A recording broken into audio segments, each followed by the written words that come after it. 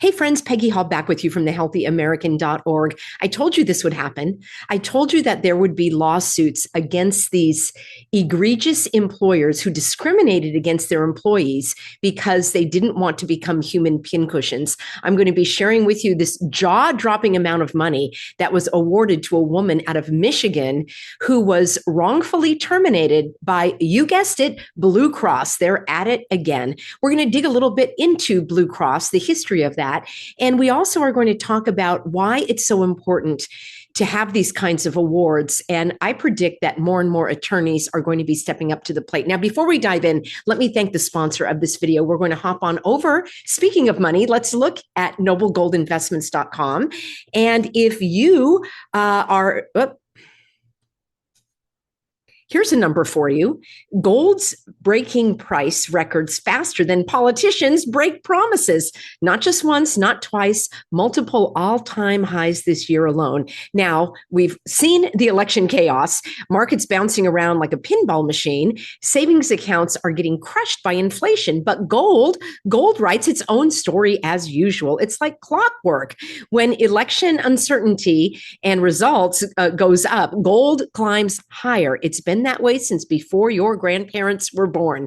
That's why savvy investors are moving to Noble Gold Investments now, because timing isn't just important, it is everything. So think about it. While everyone else debates left or right, you could be choosing gold, choosing up. The writing is on the wall. The question is, are you reading it? Visit noblegoldinvestments.com today. Let's talk about putting history's most trusted asset to work for your future. The experts at Noble Gold will give you your options and you can take it from there. And if you sign up this month, you can get up to 10 of these solid silver 1 ounce Trump coins.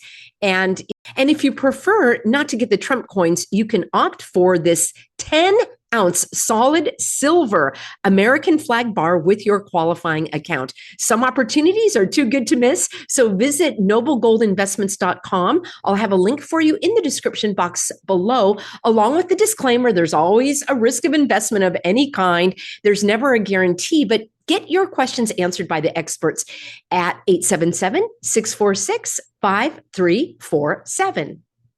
Friends, we are going to talk about this jaw-dropping amount of money that was awarded to a woman who was wrongfully terminated from Blue Cross. And guess what? The attorneys who handled her case, they have 200 more similar cases ongoing. So I can't wait to celebrate those wins as well. I'm going to tell you about what's going on, why it's so important, and we're going to look a little bit into the history of Blue Cross. I thought it was interesting, but here's the headlines. A federal jury in Detroit awarded more than $12 million to a former Blue Cross Blue Shield of Michigan employee who was terminated after declining to get the cooties cocktail, citing religious discrimination. Now, I want to share something with you before we go any further, because when I was doing my research, take a look at these headlines, and I want you to see if you see what I see. So take a look here. Look at what these headlines say. Former Blue Cross Blue Shield of Michigan employee refused the vaccine. Here again, she refused the vaccine. She refused it. She refused it. It goes on and on. The jury awarded her, and I'm going to talk about the jaw-dropping amount in a moment, but it goes on and on with these headlines saying that she refused to get the cocktail. Now, you're savvy because you're on this channel. My Healthy Americans understand that language is important, and they are instilling, even in these headlines, the concept of refusal, meaning it's almost like she did something wrong, like she refused to do something that was required of her. Friends, you are not required to do anything that is conflicts with your own sincerely held religious, ethical, or moral beliefs. So I don't like this language that she refused. I do like what this other story was saying. The actual language is that she stood up for her religious rights, and she objected to a policy that was in conflict with her sincerely held religious beliefs. The reason why this is so important is because we need to protect our religious liberty in this country, whether or not you are a person of faith or an atheist, you are protected by the same laws. And it's likely that you want to live in a country where our freedoms, including our freedom of conscience, our freedom of beliefs, and our freedom of thinking, are protected.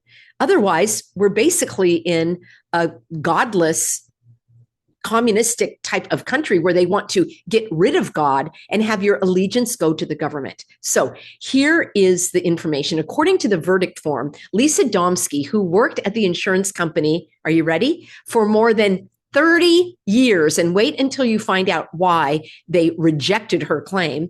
She was an IT specialist. She received $10 million in punitive damages against Blue Cross Blue Shield, meaning that was to punish them for their wrongdoing. And then she also was awarded $1.7 million in lost wages and $1 million in non-economic damages, meaning emotional distress and so forth. So the punitive damages, I think, are so important. This ideally is going to prevent companies from doing this in the future. But wait until I tell you what the outcome is for Blue Cross Blue Shield, what they're planning on doing on the heels of this verdict. It's absolutely stunning. So let me give you a few more details here. Domsky put in her religious exemption and she was denied. Remember, you already are exempt from any policies, protocols that do not remember, you already are exempt from any of these policies or requirements that you object to based on your religious, ethical, or moral grounds. What you are seeking is an accommodation to that exemption. So here is where Blue Cross Blue Shield really played hardball. This woman worked from home. Okay, she worked from home during the entire time during the cooties hogwash. And then afterwards, she worked from home 75% of the time. Now, I've spoken about this at length on the channel, but let's just review. There are only 3 reasons why an employer can deny an accommodation to an employee. Number 1, they don't believe you. They don't trust you. They think that you are lying about your sincerity, that you really don't have religiously held beliefs. We'll look at that in just a moment in this case. The second way that they can lawfully deny you is that it's a hardship on the company. It's an economic hardship, to be specific. And that has to be proven with evidence. The burden of proof is on the company to say exactly why they can't accommodate an employee based on hardship. And it has to be more than a minimal hardship. It can be a hardship. It just has to be kind of a massive hardship. And then the third way that a company can lawfully deny you is to say that you are a direct threat to others. Well, let's back this up a little bit. She's working from home, so she's not a direct threat to others. By the way, no one is a direct threat to others because there is no compelling evidence that any individual could be a threat to someone else. I've talked about that at length on this channel. There are laws, for example, in the state of California, for you to be found liable of harming someone, of causing them to contract a contagious disease. Number 1, you have to have that disease. You have to know that you have it. Number 2, you have to willfully seek to infect them. This came about back in the AIDS days. And number 3, it has to be proven that it was you, in fact, that infected that person. Now, you know that that can never be proven. So that's pretty much off the table to say that she was a direct threat, especially because she was working from home. So it also would not be realistic to say that it was an economic hardship, because the true hardship in firing an employee is in the firing of the employee. Now it's a hardship that this woman who held the position for 30 years with Blue Cross Blue Shield was suddenly going to be terminated. That's the hardship. They would have to advertise for the job. They would have to spend time recruiting, interviewing, making job offers, hiring, onboarding. That's the hardship. Keeping someone in their job, especially since they're working from home, is not a hardship. So the company knew that it could not deny her on the basis of a hardship. They could not deny her on the basis that she was a direct threat. So the only thing they had left to rely on was to say that she was not sincere in her religious beliefs. And she basically stated that she objected to it. She's a Catholic, and she objected to this because of the fetal cell lines that were used in the development of these products. Now, I personally don't recommend using that as your only objection, because what happens when they come along with a pill or a patch or a spray or a different kind of injection that doesn't use that line of development?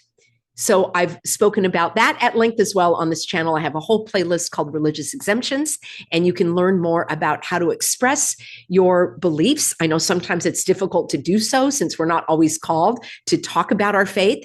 And if you need personal help, that's what I specialize in. You can go to thehealthyamerican.org, click on the Religious Exemptions tab, or just click through the link that I'll have for you in the description box below. Otherwise, the information is available for free on this channel. But if you want me to be your coach and guide you through it step by step, reviewing all the documents, helping you avoid the pitfalls, personally, that's exactly what I do. I wish that Lisa had come to me. I don't know if Blue Cross, it looks like they are serving evil because they are absolutely denying her legally protected right to her religious worship, observance, and practice. So what they did is they said, we don't believe her. We don't believe that she's sincere. Okay, if I were the attorney arguing this case, I would say to the jury, members of the jury, this woman has worked for Blue Cross for 30 years in a position of responsibility. There is no indication that Blue Cross Blue Shield doesn't trust her. There have been no issues in her employment. She has not had any disciplinary action. She has been an exemplary employee. How is it that Blue Cross could suddenly say that they don't believe her, they don't trust her, that they think that she is lying, even though she has a 30-year track record of being a trustworthy employee? That would be my argument to the jury. And I have not seen the papers related to this case. I have seen some of the procedural documents whereby Blue Cross tried to pull out all the stops with all sorts of shenanigans in terms of evidence and filing and deadlines, all of the procedural ways to try to stop this case from going forward. Because guess what? It's a slam dunk. But here's where it's absolutely bizarre. Rather than Blue Cross Blue Shield say, well, we apologize because we didn't follow the law, and we would like to publicly and personally apologize to Lisa Domsky for our wrongdoing and discriminating against her. You see, if I were arguing the case, that would be I would ask for three more things from the judge. I would want him to require the company to offer a public apology and a private apology from every single individual that discriminated against that employee. I want it published on the website. I want there to be a statement saying that there will no longer be any religious discrimination perpetrated and inflicted upon employees in that company. I want a bold statement, and I want that highlighted on the website. So that's kind of part one, is that they have to apologize for that. Part two is I want that published on the website. And part three, they have to go through Title VII non-discrimination training. Title VII is this U.S. Civil Rights Act. It's one of the chapters in the U.S. Civil Rights Act of 1964, which protects you in so many ways, including your right to vote without being discriminated against, having any kind of educational opportunities without being discriminated against. There are 11 chapters under that law, and Title VII protects you at the workplace based on your age, your gender, either of the two, your ethnic background, and yes, your religion. Then there were additional laws that came forward related to your disability or your medical status. So you could also argue in that way that that would be an interesting approach to take, which I might dive into in another video, because being a pureblood is a type of medical status that I believe should be protected. But let's go back to Blue Cross Blue Shield. They should go through training to make sure that they don't discriminate and violate people's rights again. And if you find yourself in this position, you need to find out from your employer exactly as who is on this committee that is discriminating against you. Require that in writing. You want to find out who appointed them. And as far as these individuals, what are their job titles? Most importantly, what training have they had in Title VII? And you would like to know what their statement of faith is so that you can be assured that you are not experiencing any anti-Christian, anti-Muslim, anti-Catholic, anti-Mormon, anti-Buddhist, whatever your faith is, that you are not experiencing discrimination on behalf of those on the panel. They may be full of atheists that don't believe that people should have their faith be protected at the woke place. So they need to go through that training so it never happens again. But here's the most astounding thing of all. Rather than apologize, as I would require and insist from the judge, they actually said, we are very disappointed in the verdict that the jury returned. And we plan on considering an appeal. Talk about arrogant and conceited and condescending. Let me know in a comment. Do you have your health insurance through Blue Cross Blue Shield? We're going to talk in just a moment about the background of this company. I find it very interesting. And just a reminder, I do not participate in any of this mainstream medical merry-go-round hogwash or nonsense. I belong to a private Christian health share group whereby we pay for each other's medical care. It's very affordable. I have videos on this channel about that. I might do an update for you. And I don't participate in this insurance racket. So let's talk about how Blue Cross came to be. It's called Blue Cross Blue Shield Association, also known as BCBS or BS.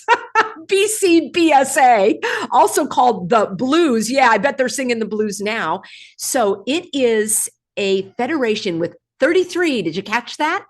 33 independent and locally operated companies that provide health insurance in the United States to more than 115 million people. I'm actually reading this from Wikipedia, and I've also gone on the Blue Cross website.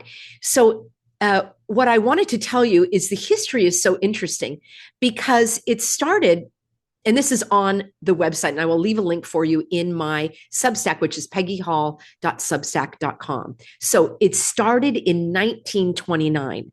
Think about that. You know, back in the day, people didn't have health insurance. You just went to the doctor and you paid for it. Just like you go to the mechanic, you pay for your tires, you pay to get your brakes fixed, you pay to get whatever your oil changed. It's not covered under your car insurance. In the beginning, it was only for hospitalization. So it says Blue Cross began when Baylor University hospital administrators were seeking a way to make healthcare more affordable for their patients. The Baylor plan provided up to 21 days of coverage for hospitalization if patients prepaid 50 cents a month. Okay, this is going on 100 years ago. It was an immediate success, soon enrolling employees across the city. Then it kind of expanded. It said, faced with rampant illness and occupational hazards, Pacific Northwest loggers and miners of the early 1900s required substantial medical care to stay healthy and productive. Their employers organized plans to provide medical services for a monthly fee. Friends, this type of centralized medical care has set us on a trajectory whereby health insurance is so expensive and just going to the doctor is expensive. Diving a little deeper, Blue Cross is a name used by an association of health insurance plans throughout the United States. It was developed by Justin Ford Kimball in 1929 while he was vice president of Baylor University's healthcare facilities in Dallas, Texas. the first plan guaranteed teachers 21 days of hospital care for $6 a year and was later extended to other employee groups in Dallas and then nationally. The American Hospital Association adopted the Blue Cross symbol in 1939 as the emblem for the plans meeting certain standards. Now, Blue Shield was developed. So Blue Cross was for hospital care and Blue Shield was for medical care, going to the doctors. Blue Shield was developed by employers in lumber and mining camps in the Pacific Northwest to provide medical care by paying monthly fees to medical service bureaus composed of groups of physicians. In 1939, the first official Blue Shield plan was founded in California. So there you have it, friends. In 1960, the U.S. government chose to partner with Blue Cross and Blue Shield companies to administer Medicare.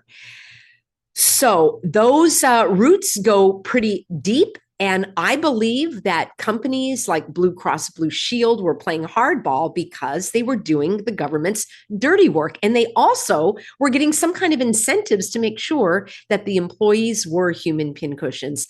I am celebrating this win, and I can't wait to bring you more good news from these 200 additional lawsuits that are still in the works. And my dream is that more attorneys will learn about how to litigate these kinds of cases and come forward, because right now it's pretty much an empty bucket.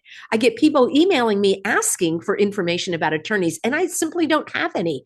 What my goal is to prevent you from having to lose your job in the first place, so that you are educated about your rights and how to defend them. Thank you, everybody, for being on board. I'm always over at thehealthyamerican.org. I appreciate you watching the video. I appreciate you being a part of our Healthy American family, and I look forward to seeing you in an upcoming broadcast.